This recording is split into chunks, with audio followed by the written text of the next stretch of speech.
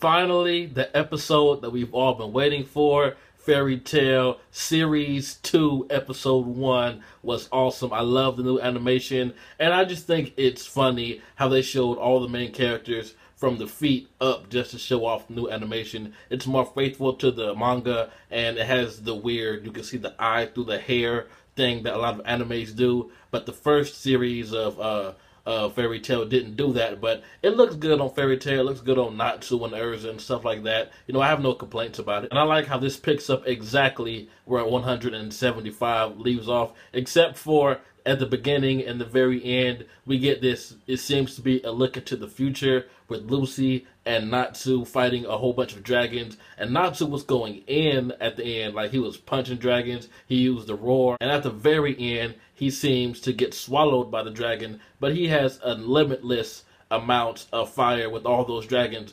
But, I mean, is one Natsu going to be enough to handle all of them? And think about this, if it's Natsu and Lucy's crying, where do you think everyone else is? I mean, why is it just Natsu and Lucy and everything else is destroyed? Manga readers don't say anything, but we still didn't get any insight in this episode about who this mysterious character is that Jalal is chasing. But she dropped some sort of notebook that had something to do with the Eclipse Project, and the next chapter or next episode is called the Eclipse Project, so I guess we're going to get some insight there. But let me talk about the opening. As you know what, I don't think I should talk about the opening, because I just, over the past, I want to say 2 or 3 days, I have caught up with the manga, and I cannot really talk about the opening without spoiling anything, but it is great. I love the music, the animation period. But the Saber-Tooth Guildmaster is an asshole. I mean, just one loss and he kicks pretty much anyone out. This guy has some serious anger issues. He looks like he's on steroids, the bad kind, like the bootleg kind. He may be so upset because his balls have shrunk, but I mean, he goes way overboard. He throws Sting and Rogue on the walls, and Lecter, poor Lecter, man. But I like how when Lecter stood up for Sting, you know, the Guildmaster is like, who the fuck are you?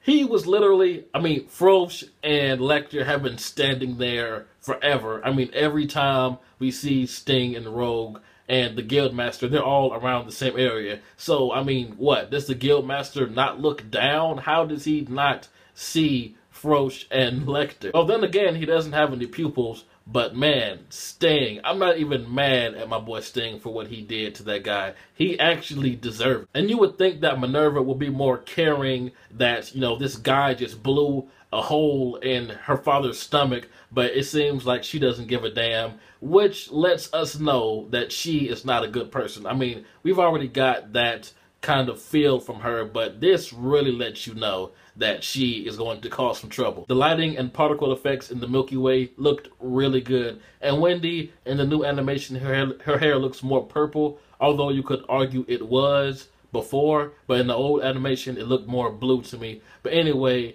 Natsu literally got fingered by a dragon. If this is what dragons are like, they don't seem that bad. Zilkanis is a funny guy. I mean, I would actually want to go out and have a drink with a dragon if this is what they're like. But guys, I want to hear your opinion on this. Zilkanis claims that dragon slayers, if they keep using dragon slayer magic, they would turn into a dragon, like literally turn into a dragon. And I wouldn't doubt it, because the stronger the dragon slayer magic, they actually do get scales, like we've seen Natsu do it, the Dragon Force with Sting and Rogue. But the guy next to Yukino around the end, I forgot his name, he claims that Zareth was the one that changed Acnologia into a dragon. So which one do you think is true, or do you think it's a combination of both? And by the way, the fact that Acnologia was a human before he was a dragon makes me wonder, how strong was this guy's dragon slaying magic? Like, how strong was his dragon force? But the main part of Zilkanis' story, I hope that's his name, I hope I'm saying it right. But anyway, the main part of his story was telling us the origin of the Dragon Slayer. Basically, there was a war between two different sides of dragons. One side, you know, pretty much thought of humans as food, and the other side wanted humans to rise up and dragon and human to be equal, so they taught them dragon slaying magic, and that's basically where it started from. So the dragons that liked humans had an advantage because they had dragons and humans with dragon slaying magic, and like Zilkanis said, A lot of them went crazy, especially Acnologia, and every single dragon in that graveyard was killed by Acnologia. It may not seem like it, but if you look at all the scenes of Natsu and everyone else walking up to that point right before Zul'Karnax was summoned, you will see that there are a lot of dragon bones, a lot. So one guy did this. That's about the same amount of dragons that Natsu was facing around the end. Now, who knows if he was victorious? Like I said, it seems to be in the not so distant, but in the future. So who knows what really happened except for the manga reader. But I like this concept. I really do. The fact that this OP magic, dragon slaying magic, has its risks now. But I highly doubt that Natsu, Gajeel, and Wendy will stop using it anyway. This isn't that important, but guys, did you see that fucking cake at the beginning? I understand why Urza was mad. I would have cut off Natsu and Gray's head too. Natsu's fire looks awesome in this new animation. Hopefully it stays this way, because in the old animation it varied from fire to this like reddish orange aura around his fist, would look really weird, like he was about to do some type of Vegeta bullshit. But Carla, girl, get your premonitions together. Lucy was not singing, she's fucking crying. I'm glad they actually show the tears in this new animation, because in the last series, when Carla had its prediction, it just showed Lucy's mouth open, but even then, it didn't look like she was singing. It looked like she was screaming. So somewhere in between what Levy wrote in the journal in the finale of last season,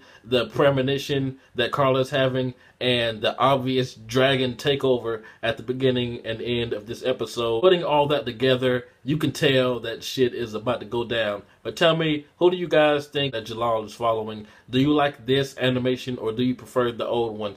Personally, I'm digging this a little bit more. So tell me what you guys thought about this episode. Do you think Natsu, Gajeel, and Wendy are going to slow down on the Dragon Slayer magic? And what exactly is this Eclipse project? Tell me what you guys think. This has been JB the Chia. Like, comment, subscribe, and I'm out.